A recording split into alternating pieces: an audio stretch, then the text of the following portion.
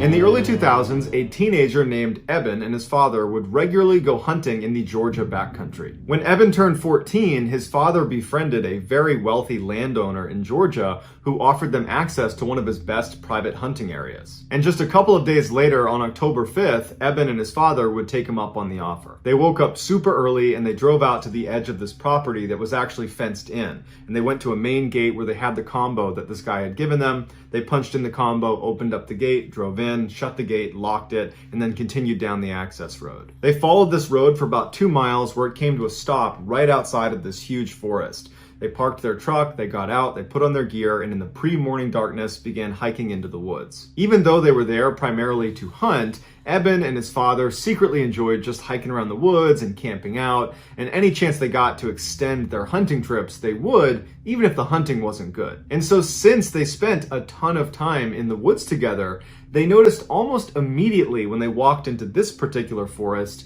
that something was off. There's no birds, there's no animals. Silence. It's just totally silent. The only sounds they heard that were not them was a single plane that passed overhead. Although they found this very odd, they figured, you know what, this is private property, not a lot of people are out here. I'm sure as soon as we showed up, the animals were aware of us and they've scattered. They finally make it out to the hunting stand that the owner had told them about. They get all settled in, they're getting ready to see some animals. And all day long, they don't see a single animal. They don't hear a single animal. In fact, again, it is just completely silent. Frustrated, they began packing up their stuff, making their way down off the stand, and they started looking for a place to make camp for the night. And Eben's father suggested, well, hey, you know, there's obviously nothing over here. It's been quiet all day. Why don't we walk deeper into the woods a little ways, set up camp there, so tomorrow we have a better chance of seeing some animals. So they hiked for about an hour farther away from where they parked their truck, and they reached this clearing, which is perfect for setting up their camp. And so they set up their tent, and Eben's father says, hey, you know, we still got some daylight. Do you want to go try our luck and see if we can see some animals out here now? Eben's like, yeah, why not? So they hike a little ways away from their campsite and they set up their blind, and once again, they don't see any animals. It's totally quiet. And so they turn around and they start heading back. As soon as they could see their campsite, which really was just their tent, they noticed that their tent was now collapsed. And Eben's father turns to him and says, oh, it must have been the wind. And Eben says, no, it couldn't have been the wind, because all day today we have been commenting on how quiet it is and how the fact that there's no weather, no wind, no anything is heightening the fact that it's completely silent. So it could not have been wind. So Eben's father is like, well, when you set the tent up, did you not put the posts into the eyelets? Did you not build it correctly? And Eben's like, no, I've made that tent like 1,000 times. I know it was set up correctly. They walk into their campsite and they look down at their tent, and they're really confused at what they see. The 2 rods that go in an X over the top of the tent that thread through nylon loops and then anchor at 4 different points on the base of the tent, well, they had been removed from the 4 corners. And if you know how a tent works, it works on tension. And once you have a rod anchored in 2 points, it doesn't just pop out. It's anchored at 2 sides. It's actually difficult to remove each anchor. Once one is out, the other comes out easily. But basically, the rod would need to break in order for it to come out of those anchor points, or someone would have to come over and remove it. And they didn't remove them, and none of the rods were broken. Which leaves them with either they failed to set up their tent, even though they had distinct and clear memories of setting it up and double checking it was set up because they put gear inside of it, or someone came over to their campsite while they were gone and undid the 4 corners. They decide, you know what, it can't be some stranger coming over here because we're the only ones with the gate combo. This is private property and no one could have been here. And why would they do that if they came to our campsite? Why would they randomly collapse our tent and then vanish? So it had to be us. We must have not made the tent. And while they didn't really believe that they had not made their tent, they convinced themselves that that's what happened because the alternative was just too bizarre and frankly terrifying to consider. So they build their tent and they make a little fire and they stay up for a little while chatting before being tired and saying, okay, let's just go to bed. They extinguish the fire, they get in the tent, and they both fall asleep. A couple hours later, Eben wakes up suddenly and he's not sure if he's dreaming or not, but he thinks he hears someone laughing a couple hundred meters behind their tent off in the woods. Eben instinctively turns to make sure his dad is still in the tent with him, and he is. And then Eben starts listening really intently to what's happening outside. and all he can hear is silence, like it's been since they got in the woods. He doesn't hear any more laughter, and so he says, okay, I must have just been dreaming, and there wasn't any laughter out there, and eventually Eben goes back to sleep. A little while later, Eben wakes up suddenly again, except this time his dad is already awake and looking around anxiously. And Eben sits up and goes, what's going on? And his dad goes, shh. And he goes, can you hear that? And Eben listens, and to his horror, he hears laughing. He wasn't dreaming before. Eben also realizes the laughter is not coming from the same area he heard it. It's now coming from the opposite direction, and it's a lot closer to them. Eben very quietly and carefully explains to his dad that he actually heard this laughter a couple hours earlier, and Eben's father turns to Eben and says, before we came out here, I asked the owner, should we expect any other hunters or campers or anybody nearby? And the owner said, this is private property and it's fenced in. There is no one there but you guys. After this revelation, they both turn their attention back to just listening because they're hoping this is just gonna stop and whatever this is just gonna leave. But it doesn't leave. They hear footsteps running towards them from way off in the forest, and it's so quiet, it's really easy to hear these footsteps. And whatever this is charging towards them. And then it comes to a complete stop right at the edge of their clearing. At this point, Eben is now grabbing onto his father. Eben's father is holding onto his rifle, and he's getting ready to open the tent to confront whatever is out there. And right before he grabs the zipper, this person, whatever it is, starts laughing again, and it's practically right on top of them. It's so loud. They can hear it clear as day right there, right outside their tent. And Eben's father takes a deep breath. He grabs the zipper, and as soon as he begins moving it, the sound the zipper made causes the laughter to stop. They don't hear footsteps, so they know probably something's still out there. But the laughter stops like it's recognized that they're making noise. They're right there. There they are. They're in the tent. Eben's father freezes with his hand on this zipper, and he's debating whether he should go outside or not. And before he can even make that decision, whatever this thing is turns around and runs back into the woods, and it's just gone. And for several minutes, they just sit like that in total silence, praying that whatever this is gone for good. And after several minutes, when they don't hear anything, there's no more laughing, there's no more running, Eben's father re-zips up the tent, puts his hand back down, and they're both left just sitting there thinking, what the heck just happened? Eben and his father would stay up all night, and they would barely speak, because whatever this thing was had heard them when they moved the zipper. And so they were really afraid of making any sound, even little sounds, because it's so quiet, sound travels really far, and they don't know who or what is out there. And so in silence, holding their guns, they're just waiting for the sun to come up. And as soon as it did, they were up and out of there, literally running out of the forest, checking over their shoulder the whole time, all the way back to their truck. And so to this day, they have no idea who or what the heck was running around out there. And they told the owner of the property about it. And the owner just said, it's not possible. We have a totally gated in private piece of property, and there are cameras watching the only entrance. And you are the only ones that went in or out over that time period. And prior to that, we monitor this property. Nobody else was in there. In the summer of 2013, a young woman named Katie and her father decided to go camping at one of their favorite campgrounds in the Sierra Nevada mountain range. Katie loved going camping with her father because he was this totally accomplished outdoorsman, and he used to be a wilderness guide for much of his life, and so she just always felt like she was in great hands whenever she was out in the wild with him, and she had kind of become a fairly accomplished outdoorswoman herself. When they arrived at the campground, the parking lot was packed with cars, and they're like, shoot, I wish we'd called ahead a couple weeks ago and reserved a site because they're probably not even available now. But they went to the front desk and they were like, you're in luck, we have one available, but it's the one that's way over there. It was this one campsite that was kind of isolated from the rest of the campground. It was far away from the bathhouse, it was far away from where you go swimming, and it was far away from the parking lot. It was just like really inconvenient. And whenever they came camping here, it was like the one site they didn't want to use. But beggars can't be choosers. They were happy to even have a site. And so they drove all the way down this little road into this very isolated campsite, kind of in the middle of this forest. Once they got there, they began setting up their respective tents because they were not going to be staying in the same tent. They each had these very small backpacking tents, which were so small that you could either zip it up all the way and stay warmer and more protected, but you had to sleep in a ball because your legs would not fit otherwise. Or you could unzip the front of your tent, and when you lay down, you could extend your legs fully, but your legs are protruding outside of your tent. So you could only do that in warmer weather and if you were comfortable having your legs poking out into the wilderness. After they set up their tents and they get their coolers set up and they have all their stuff kind of the way they want it, they go out hiking for the rest of the day. When they come back, they're totally exhausted, they fall asleep, and nothing of note occurs over that first night. The next day they get up, they go back out, they go hiking all day all over again, and they come back that night and they are totally exhausted again. And they get into their tents and they go to bed.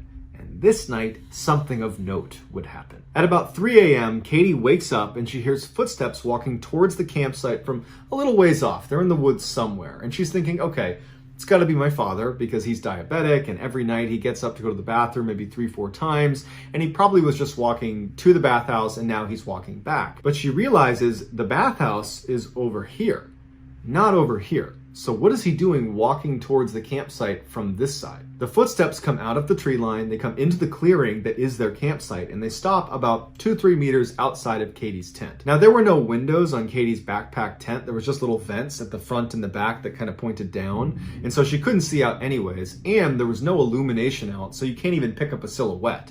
It's just total darkness out there. She can't see who's out there. She can only hear them. But she's thinking, okay, maybe my dad got lost coming back from the bathhouse because he didn't have a flashlight and he walked too far. That's possible. Or, he could have decided to relieve himself just in the tree line, even though he's not known to do that. He's a guy that goes to the bathhouse. And so she's running through these scenarios that are convincing her that, oh, that's just my dad. But what she really wants to hear is that person walk away from her tent and get into her father's tent, because that will confirm in her mind that that was her father.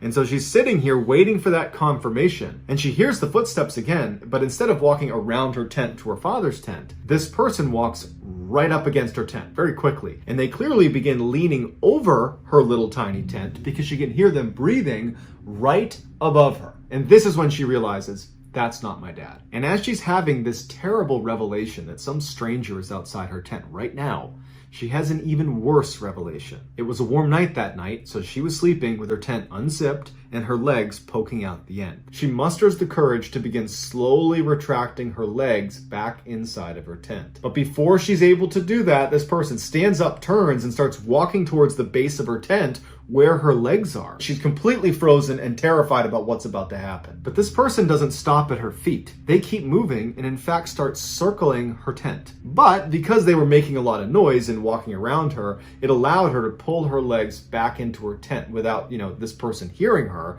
And so she had the illusion of safety being inside of her tent, but her tent is still unzipped. So she's waiting for this person to come around and crouch down and look inside of her tent because it's open. And so she's just looking down there hoping that doesn't happen. But unfortunately, right at this moment, the person walked to the base of her tent and came to a stop right outside where the opening to the tent is. And so she's sitting there thinking, please don't come in here, please don't come in here, please don't come in here. And even though her feet are pulled up into her tent, she suddenly feels something pinch her foot, and she knows it's a hand. Something has grabbed my foot. And she stifles a scream and she starts shaking uncontrollably because her instincts are telling her, don't let this person know you're awake. And luckily, as she's sitting there shaking from fear and trying to be quiet as best as she can, she's holding her mouth. This person stands back up again and goes back to the spot next to her tent and leans over the tent once again, and she can hear them breathing right over her. And so for several minutes, she lay there shaking with this random person who pinched her foot a minute ago, hovering over her tent in the middle of the night. And she has nothing she can do. And she's just quiet. She's hoping it's going to end soon. And eventually this person would turn around and walk over to their cooler and their table and some other things that were out. And she hears some rummaging going on. Some things are being moved around. And then this person just kind of walks off into the distance. But she doesn't know if they're gone. She doesn't know if they're standing in the edge of the tree line waiting for her to come outside. Maybe they laid a trap for her. And so she just lays there, silent, doesn't move, and she's praying to herself, please don't let anything happen to me or my father. And all night she's just laying there. And then eventually she does fall asleep. Probably hours go by, but she does fall asleep because she wakes up again when she hears her father unzipping his tent, and she charges out to meet him. And she can tell right away that he's scared. And before she can even say or begin to describe what's happened to her, he says, were you outside your tent last night at about 2-3 in the morning? Because I heard all sorts of commotion near our cooler. I wasn't sure if it was an animal. I wasn't sure if it was you. And she starts telling him, no, this is what happened to me. And as she's describing what happened to her, He looks behind her at the picnic table, which was next to their cooler, and they had their backpacks on it. Basically anything that didn't fit in their tents, they kept near this picnic table. And he points at it. And she turns around, and any item that was in the cooler or in their backpacks or that was just out has been stacked in a pyramid formation on this table. Clearly, the guy who was here last night did this for some reason they don't understand. And as they go over to look at it to see if anything's been taken, they notice this track of footprints, like these heavy footprints that have been going around and around Katie's tent. So she clearly wasn't imagining it. And so that instant, they packed everything up, got in their car, and they left. And to this day, they can barely talk about it with each other because it's all the things that could have happened. The father felt horribly guilty because he clearly heard this person, but didn't leave his tent. And his daughter was clearly in danger. And his daughter's thinking, the tent was open. This person was crouched down, reaching into my tent, grabbing my feet. Like, that's such a horrifying image. And so this has been completely traumatizing for them, and they just don't talk about it anymore. From the 1950s until present, a Canadian family has owned this very isolated cabin in the middle of the Ontario backcountry. It was the only property on this very small lake. There was 2 others across the lake, but they were pretty far away. And with the exception of the side of the cabin that was facing the water, the rest of it was surrounded by really dense forest that went on for quite a while. About 2 miles away from this cabin, on the other side of this dirt road, was this huge wildlife reserve that was pretty much just a huge forest that was protected. And anytime the family was visiting this cabin, the kids would at some point go into the reserve and go explore. In 2001, when the family was at the cabin, the kids were across the road over at the reserve, and they decided to walk down this particular trail that they hadn't seen before, and they just started walking. And for about 30 minutes, they're seeing new areas they hadn't seen before, and then they come to this clearing, and there's all these abandoned houses. At first, there was a little debate about whether these were actually abandoned because they did look like they were in pretty good condition. But when they walked a little bit closer, it became very clear that nature is reclaiming this land. Grass is up to your waist. There's vines growing up the side of the houses. There were cars still parked in driveways that were totally rusted out, and grass is growing all through them. And so they knew these were abandoned. They walked up to the first house they saw, and they looked in, and they couldn't believe what they were looking at. It was like whoever lived here had left without taking anything. The house was still totally furnished. In fact, their dining room table still had plates and cups and forks and knives, like they had just had dinner and then just got up and left. They start talking about going into these houses and looking around inside, but they started wondering, like, is this a museum? Is that why everything is in such good repair? Should we not go inside these houses? And they start looking around for any indication that definitely this is not a museum, these are just plain abandoned. And across the street from the house they were at was this totally decrepit looking house. Let's go over there and look in there. And so they look in a window, and very clearly the ceiling is totally sagging down. And the first floor is buckling completely, and there's clothes and shoes scattered everywhere. And so for them, this was confirmation that this is no museum. These are abandoned. We can totally go look around inside. And so for the next couple of hours, the kids explored all the houses that looked structurally sound, that weren't going to collapse on them. And it was just fascinating. There was all this stuff that was left behind that was fairly valuable. And they didn't take anything. They just thought it was very cool. And after a while, they decided they had seen enough, and they turned around and headed back to their cabin. After they got back, they told their parents about what they found. And their father was like, man, that sounds awesome. I want to go check that out. And so that day, they went right back over to the abandoned houses. The first house they showed him was the really decrepit looking one where the ceiling was sagging and there was women's shoes and clothes all over the ground, to show him for sure these are abandoned, because we had some doubts at first too. These are definitely abandoned. So they look at that house, and then they went back to the very first house they saw when they walked into this complex, the one that was in great condition and had the dining table still set. So they go inside and they go upstairs, and they find this bedroom that, like everything else in the house, is totally intact. You got pictures on the wall, it's fully furnished. There's even still sheets made on the bed, in the pillow. It's got a head imprint from whoever was there last. And at the foot of the bed is this beautiful fur coat. And the father walks over to it and he looks at it and he's like, this is real fur. This is a really expensive coat. I want to take this for our family. But before he took it, he had a hesitation. Is this really abandoned? If someone had been here, they would have seen footprints all over the house just because there's grime all over the ground, and they can clearly see their footprints from where they've just come in. And he's like, no, this is just a weird situation. It's definitely abandoned, and finders keepers. And so he picks up the jacket and he says, I'm going to give this to mom after I clean it up. And so with the jacket in hand, the father and the kids explore the rest of the house. And when they go outside, they realize it's starting to get late and it's probably time to head back. And so they turn around and they start walking away from these houses towards their cabin. And they get about 50 or 60 meters away when one of the kids said he just had this weird sense that they were being watched. And so he turns around and he's shocked when he sees there is an old woman standing in the bedroom that they had just been in, where the fur coat was. She's got a loose bun on the top of her head. She's got this blue shawl on her shoulders over a cream blouse, and she's glaring at them. When the kid saw this woman, he made an audible gasp, and the rest of the group turned around too and saw this woman in the window. And the feeling was guilt. They're like, oh my goodness, we just stole from this poor woman who lives in this abandoned house. And so right away, the whole group starts walking right back towards the house. They're going to give this jacket back. In fact, the dad is like, I'm so sorry. I shouldn't have taken this. I'm sorry. And as they're walking back towards the property, the woman in the window who hasn't said anything just turns around and walks back into the main part of the house. They can't see her anymore. And so as they're walking closer to the house, they're assuming she's going to come downstairs to retrieve this jacket that they've taken from her. And so they get right up to the front door and the father is yelling to her, I'm sorry, where do you want me to leave this jacket? I can bring it into you. And they're kind of just waiting for her to come downstairs. And she doesn't. She's nowhere to be found. She's not making any sound. She's not indicating what to do. And so after waiting for a couple of minutes, the kids don't really know what to do and they're kind of getting uneasy about the situation. And the father is still very confident that he just wants to give this back and make amends, make peace with her, say he's sorry. And so he walks inside. He tells his kids, stay here. I'm going to go give it to her.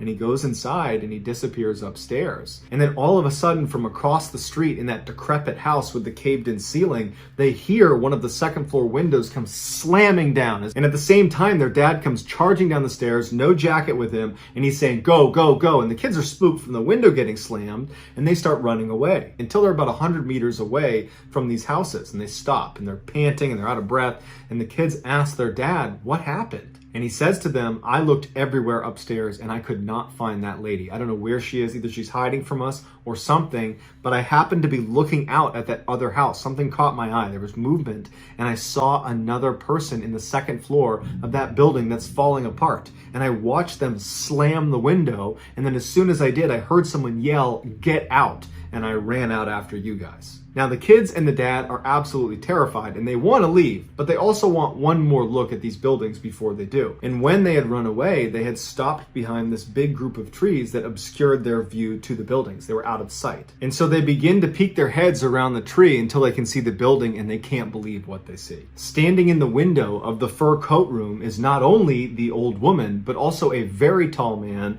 who's holding her shoulders and is bending down because his head is too high to look standing. He's crouched down and he's looking out the window next to her, and they're both glaring towards them. The father and his kids are practically falling over themselves to sprint away and back to their cabin. To this day, that family has no idea who those people were, what they were doing there, how they were able to move around without making any noise and consistently hide from them and not leave any footprints. It was all very strange and terrifying stuff.